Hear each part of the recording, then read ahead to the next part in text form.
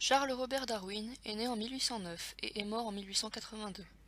Poussé par sa famille, Darwin intègre l'université d'Édimbourg en 1825 pour y suivre des études de médecine. Peu enthousiaste par ce qu'il apprend, il quittera l'établissement en 1827. Darwin entre à l'université du Cambridge en 1828 dans le but de devenir pasteur de l'église anglicane.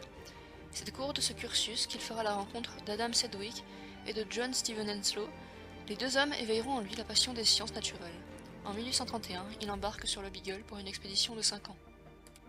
L'expédition se déroule en plusieurs étapes: Tenerife, île du Cap-Vert, Roche de Saint-Paul, l'île de Ferrando et Noronha. En 1832, en Uruguay, trouvant des fossiles de grand atout, il constate que l'espèce a diminué de taille.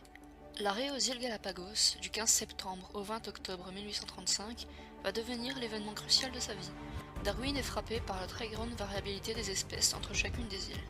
Chez les tortues, la carapace peut prendre une forme plate ou bombée à proximité du cou. Chez certains oiseaux, la variabilité est plus remarquable encore. Le bec change de forme d'une île à l'autre. Exemple, le pinson de Darwin.